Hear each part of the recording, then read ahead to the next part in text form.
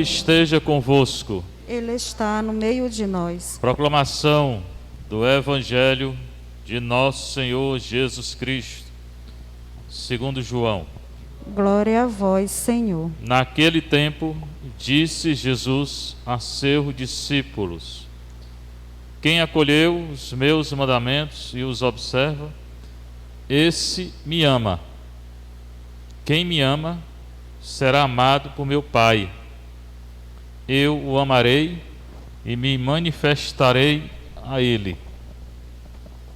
Judas, não o Iscariotes, disse-lhe: Senhor, como se explica que te manifestarás a nós e não ao mundo? Jesus respondeu-lhe: se alguém me ama, guardará a minha palavra. Meu Pai o amará. Nós viremos e faremos nele a nossa morada. Quem não me ama, não guarda a minha palavra. E a palavra que escutais não é minha, mas do Pai que me enviou. Isso é o que vos disse enquanto estava convosco. Mas o defensor, o Espírito Santo, que o Pai enviará no meu nome, ele vos ensinará tudo e vos recordará tudo o que eu vos tenho dito. Palavra da salvação.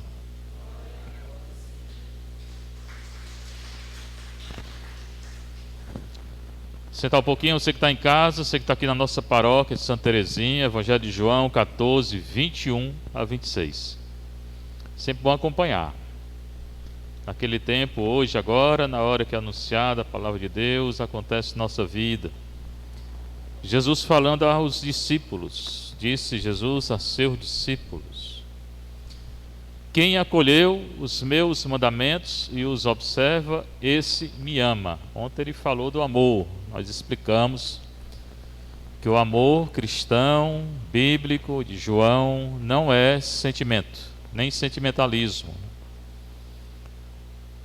Não tem nada a ver com sentimento, é o Espírito Santo e é o perdão. Se alguém quer saber se ama uma pessoa, se perdoa a pessoa, se tiver feito alguma coisa, certamente, né? Se ainda não perdoa, se tem dificuldade de perdoar, não tem amor ainda perfeito, não. O amor em João é dar a vida pelo outro, cada um na sua vocação. E se manifesta no perdão. Quem perdoa, ama. Quem não perdoa, não ama. Então, não tem nada a ver com esse amor de paixão, sentimento. Não tem nada a ver nem com gostar, né? Também disse ontem que ninguém gosta de todo mundo. Tem gente que a gente gosta, tem gente que a gente não gosta. Geralmente quem nos persegue a gente não gosta. É normal, humano. Mas Nosso Senhor não está mandando eu gostar de ninguém, não. Ele nunca mandou, não. Está mandando eu amar, inclusive os inimigos, né? Dar a minha vida, inclusive pelos inimigos, né? Então, é esse o amor que ele fala, né? Foi o que ele fez. Mas as pessoas, 80% a 90%, confundem amor com sentimento, com paixão, alguma dessas coisas aí. Hoje ele fala, ainda em relação ao amor de ontem. Ontem foi João 13 e hoje é 14. Em 14, logo no começo ele vai dizer: eu sou o caminho, a verdade e a vida, né? É muito importante. Ego eimi, re rodós, re aletheia, re zoe. Caminho, verdade, vida. Único caminho, única verdade, única vida. O mundo hoje não conhece nem o caminho, nem essa verdade, nem essa vida. Hoje ele fala: quem acolhe os mandamentos de Jesus e do Pai, que é um só, e os observa, não é só escutar, não é só dizer eu acolho, mas é seguir os 10 mandamentos da lei de Deus e os 5 da igreja. esse me ama. Então, como é que o amor age concretamente? Hoje ele está explicando. Como é que eu sei que eu amo, além de perdoar? Se eu acolher os mandamentos e os praticar. E se eu não acolher nem praticar, não amo. É muito simples. O Evangelho de João é uma catequese. E ele repete as ideias, né? É a maneira de João escrever, né? O grego de João é muito fácil, bem simples mesmo, né? João e Marcos. O de Paulo, Mateus e Lucas é mais complicado. Então, como é que eu sei que amo? Hoje no capítulo 14 de João: se acolho os mandamentos e se observo. Se acolho e não observo, não amo. O importante é observar. E só posso observar se acolher. Ora, quem me ama, ou seja, quem acolhe os mandamentos e observa, será amado por meu Pai. Por quê? Porque Jesus e o Pai são duas pessoas e um Deus só. Também já falei, né? Eu tenho devoção por Jesus. Não, você tem devoção por Jesus, pelo Pai e pelo Espírito, porque não pode separar. Mas eu vou para aquela igreja que aquela igreja é do Pai Eterno. É do Pai Eterno, mas onde está o Pai Eterno, está o Filho e está o Espírito Santo. Não pode separar. Não, eu gosto de só invocar o Espírito Santo. Pois bem, quando você invoca o Espírito Santo, você invoca o Pai e o Filho e o Espírito Santo. Então, quem ama Jesus, seguindo os mandamentos, observando, acolhendo, será amado por Deus.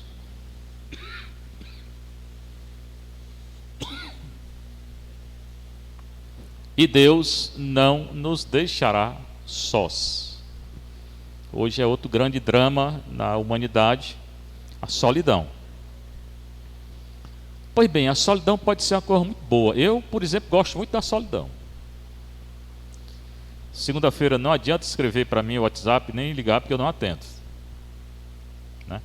É o dia que eu tiro para ficar só com Deus, rezando os 9 terços e a liturgia das horas. Não atendo, pode ligar, mas eu não atendo.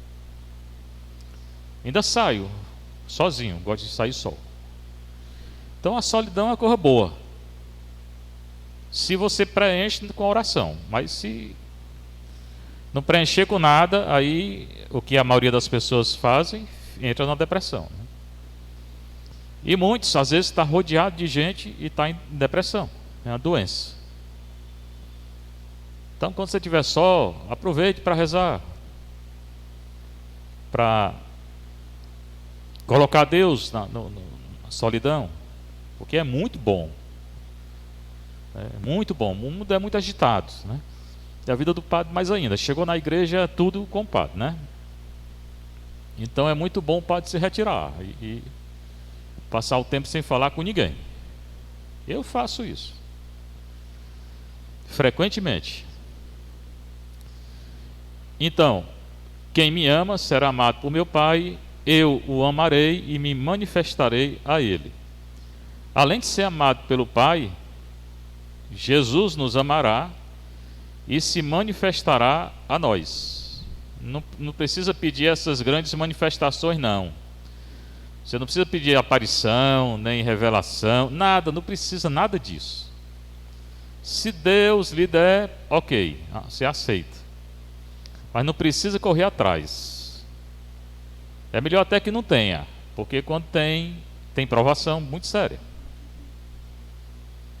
E 80% dessas revelações aí é tudo humano, não tem nada de Deus não. Tem que fazer o discernimento. Mas se Deus dá, aceite.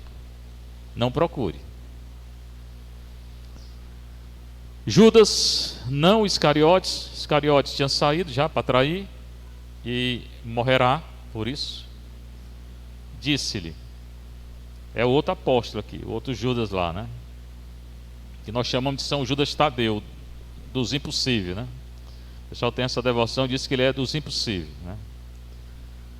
Das causas impossíveis. Senhor, como se explica que te manifestarás a nós e não ao mundo? Mais uma vez, a pergunta de um apóstolo mostra que eles não entendem nada. Aqui a gente pode pensar na solidão de Nosso Senhor, né? Porque Nosso Senhor ficou 3 anos e tanto, não é exato, ninguém sabe o tempo exato, né? 3 anos e tanto, com eles, ensinando, e eles não entenderam nada. Às vezes eu sinto um pouco aqui, faz 7 anos que eu estou aqui falando, eu quero saber o que é que vocês estão entendendo, né? Porque os apóstolos mesmo não entenderam nada. Só vão entender depois, Jesus morrer, ressuscitar, ascender e mandar o Espírito Santo. Aí quando eles vão começar a entender. Começar. Então ele pergunta: como se explica que te manifestarás a nós e não ao mundo? Como é que tu vai se manifestar a nós? Ele não estava entendendo nada. Jesus disse: como é que eu vou manifestar a vocês? Se alguém me ama, guardará a minha palavra, meu Pai o amará. Está repetindo o que ele já disse antes. E nós viremos e faremos nele a nossa morada. Então pronto, você quer que eu manifeste a você? Quero. Guarde os mandamentos. Guarde a palavra de Nosso Senhor. Leia a Bíblia todo dia. Também já falei aqui, muita gente vai, corre atrás de missa de cura. A maior cura é ler a palavra, escutar a palavra na missa, confessar e comungar. Quem confessa e comunga precisa de cura? Não, já está curado. Quem confessa e comunga todo dia. É a maior cura que existe. Então, ele se revela como? Nos amando e amando aquele que guarda a sua palavra e segue os mandamentos. Manifestação, mais uma vez, não é essa coisa que nós pensamos, uma coisa sempre muito grandiosa. Grandiosa é a missa. E quanto mais, melhor. E diária, melhor. Do jeito que estão as coisas hoje, eu não sei como é que um cristão vive sem missa diária, não. Eu não sei, né? Quando Nosso Senhor me deu a graça daquela conversão primeira, faz 40 anos. Faz 40 anos que eu comungo todo dia. Eu não sei como é que alguém não comunga todo dia. Nós viremos e faremos nele a nossa morada. A maior morada é a Eucaristia. Maria e Eucaristia. E ele vai além. Quem não me ama, não guarda a minha palavra. O mundo não guarda a palavra, né? A internet, grande parte dela não guarda a palavra. A televisão não guarda a palavra. Muitas dessas mensagens de WhatsApp não guardam a palavra, né? Outras sim, se você usa para evangelização. E a palavra que escutar não é minha, mas do Pai que me enviou. Então, o critério do amor, primeiro ele colocou em guardar os mandamentos, acolher e guardar. Agora é escutar a palavra. Quem não escuta a palavra, não escutar no sentido também de não seguir, né? Não ama Nosso Senhor. Então é fácil da gente ver, né? As pessoas nessa correria toda desenfreada aí, e aqui é bem fácil, bem aqui na frente passa, né? Mas é o mundo todo está assim. Quem dessas pessoas que vive correndo guarda a palavra de Deus? Eu acho muito difícil. Se vem, quando vem a missa uma vez por semana, e hoje nem isso, muitos, missa de 7º dia, missa Natal, Páscoa, como é que guarda a palavra?